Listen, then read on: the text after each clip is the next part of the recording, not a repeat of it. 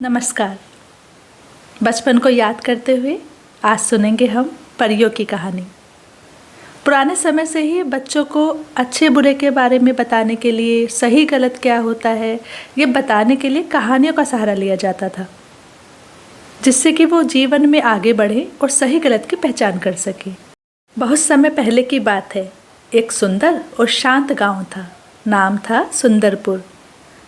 वहाँ का स्कूल बहुत ही मशहूर था क्योंकि वहाँ पढ़ने वाले बच्चे बड़े होनहार और खुशमिजाज थे। हर क्लास में हंसी की गूंज सुनाई देती थी और बच्चे होमवर्क को खेल खेल में कर लिया करते थे। लेकिन धीरे धीरे समय बदला। स्कूल का माहौल बदलने लगा। बच्चों के चेहरे से मुस्कान गायब हो गई और वे शांत बैठने लगे, होमवर्क करने में बहाने बनाने लगे और रातों को डरावने सपने देखने लगे। किसी को अंधेरे जंगल दिखाई देते, किसी को ऊंची ऊंची इमारतों से गिरते हुए सपने आते, तो किसी को टीचर से पिटाई खाते हुए।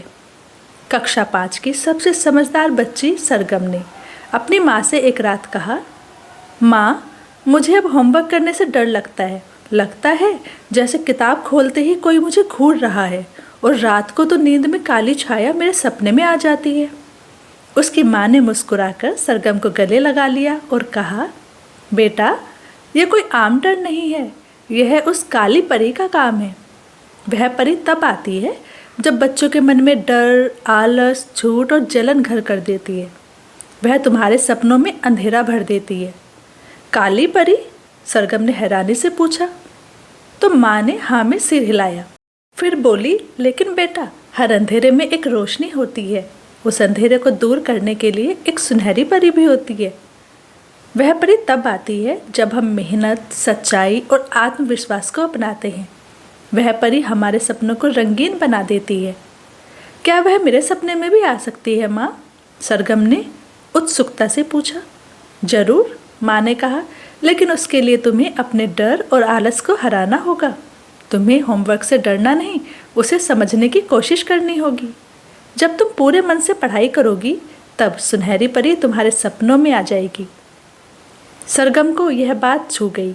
उस दिन से उसने ठान लिया वह अपने होमवर्क को बोझ नहीं, एक खेल की तरह लेगी। अगले दिन से सरगम ने एक नई शुरुआत की। वह समय पर स्कूल जाती, ध्यान से पढ़ाई करती और शाम को खुद ही होमवर्क करने बैठ जाती। जब कोई सवाल समझ नहीं आता तो वह अपनी माँ या टीचर से पूछने में हिचकिचाती नहीं।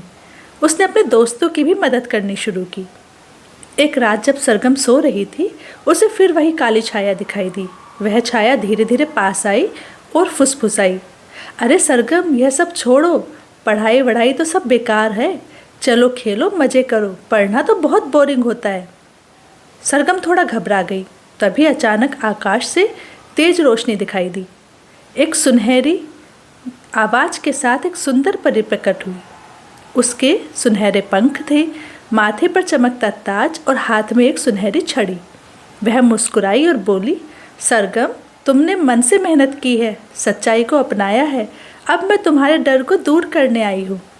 उसने अपनी छड़ी से एक हल्की सी चमक सरगम के चारों ओर फैलाई। काली परी अंधेरे में देखते ही देखते कहीं गायब हो गई।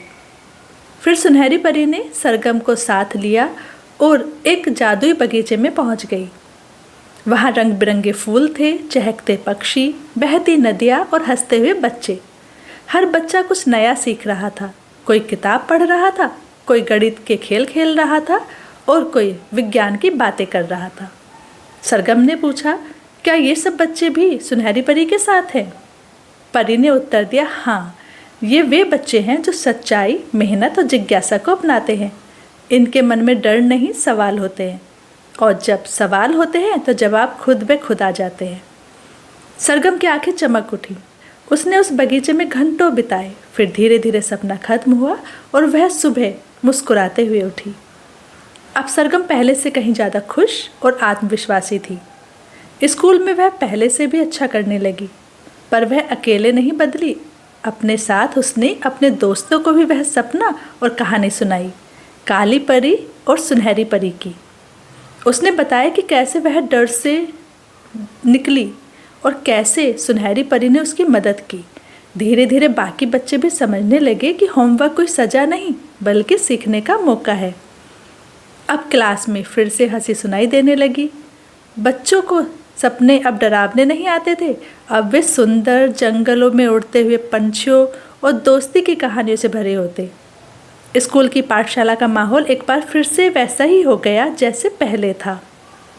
जैसे कि हर कहानी से एक सीख मिलती है, इस कहानी से भी हमें सीख मिलती है कि होमवर्क और पढ़ाई कोई बोझ नहीं बल्कि वह सीढ़ी है जो हमें हमारे सपनों की ऊंचाई तक पहुंचाती है। हमें हमेशा डर और आलस और झूठ को अपने से दूर रखना चाहिए। मंडे, वेडनेसडे एंड फ्राइडे रात 8 बजे एक नई कहानी आती है। कहानी को सुनने के लिए चैनल को प्लीज़ सब्सक्राइब ज़रूर करें, लाइक शेयर और कमेंट भी ज़रूर करें। धन्यवाद।